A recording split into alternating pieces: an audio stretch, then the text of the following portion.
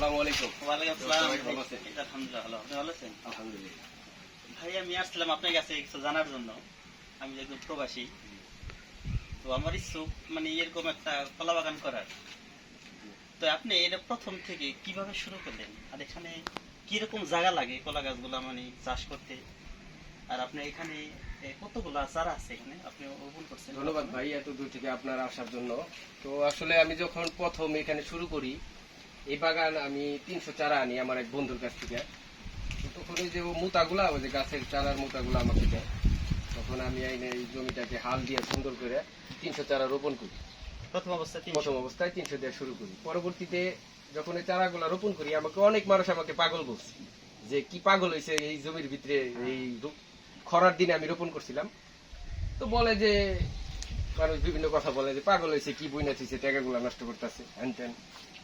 তারপর আমি আবার ওই লোকের ফোন দিলাম যে ভাই কি চারা দিচ্ছেন, তারা চারা দিবেন তাজা সুন্দর চারা দিবেন, বুনুম দেখলে বোঝা যাবে কলা গাছ। তো সে আমাকে বললো যে ভাই দিছি কয়েকদিন ধৈর্য ধরেন দেখবেন গাছ শুরু হবে।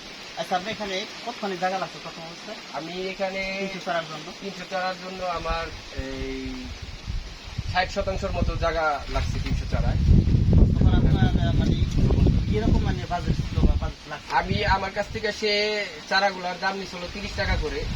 তো তারপরে এই আনার জন্য গাড়ি যে ওখানে আমার 2000 টাকা খরচ হয়েছে, 2টা গাড়ি দিয়ে আনতে হয়েছে। এবার মোটপাট আমার 40 টাকা করে পড়ে গেছে তখন চারা কিনছি। এক একটা চারা 40 টাকা করে কিনছি। তো হাল টাল দিয়ে আমি রোপণ করে যে বাগানটা হয়েছে এখন আমার 6000-এর উপরে আমার কলা গাছ আছে। তো আলহামদুলিল্লাহ আল্লাহ তাআলা এই ছোট থেকে আমার এই বাগানটা অনেক বড় হয়েছে। তো আসলে কলা বাগান করার জন্য সবসময় উঁচা জমি বাছাই করতে হবে। আপনি যদি কলা বাগান করতে চান যে জমিটা উঁচা, যেখানে পানি জমবে না, বৃষ্টির পানি হোক বর্ষার পানি হোক, এগুলা যে জমিতে না জমবে ওইখানে আপনি কলা বাগান করতে পারবেন। পানিতে গাছ মারা যায়? হ্যাঁ, নিচা জমিতে যদি করেন বৃষ্টির পানি জমে গেলেই গাছ লাল হয়ে যাবে, বেশিরভাগ গাছ মরে যাবে আর বিভিন্ন পোকামাকড়ের আক্রমণ হবে। এই কারণে উঁচা জমি লাগবে আর পানির ব্যবস্থা থাকতে হবে। আপনার একটা ডিপ গাড়তে হবে, যেখানেই করেন আপনার ডিপ রাখতে হবে। এই যে যে এখন খরার দিন, এখন যদি আপনি বাগানে 4-5 দিন পানি না দেন আপনার পুরা জমি মাটি ফেটে যাবে।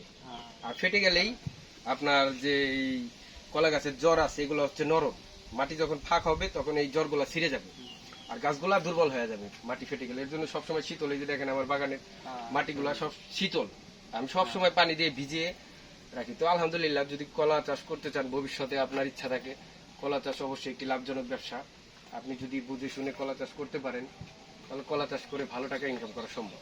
ঠিক আছে ভাই, অনেক অনেক ধন্যবাদ আপনার পরামর্শ নেওয়ার জন্য। ইনশাআল্লাহ আমি চেষ্টা করব। হ্যাঁ ঠিক আছে, যে কোনো পরামর্শে আপনি আমার সাথে যোগাযোগ করবেন। চারা লাগলে আমি উদ্যোক্তাদের জন্য এই উদ্যোক্তাদের জন্য দেখা গেছে যারা উদ্যোক্তা আছে যদি অর্থ কমও থাকে, ঠিক আছে, আমি ফ্রিতেও আমি শিকদার কৃষি টিভির পক্ষ থেকে আমি চারা দিই, যাতে একজন একটা কিছু কইরা পরবর্তীতে আমাকে সে টাকা দিলে দিবে কলা বিক্রি করে, যদি তার মনে হয় যে না আমি এখন ভালো আছি কলা বিক্রি করে অনেক টাকা ইনকাম করতে পারি, দিলে দিতে পারবা, না দিলেও সমস্যা নাই। আমার ইউটিউব চ্যানেলের পক্ষ থেকে আমি ফ্রি একটা উদ্যোক্তা করার জন্য। ঠিক আছে, ভালো থাকবেন। ইনশাআল্লাহ মানুষ উপকৃত হবে আপনি ভিডিও দেখে। আসসালামু আলাইকুম।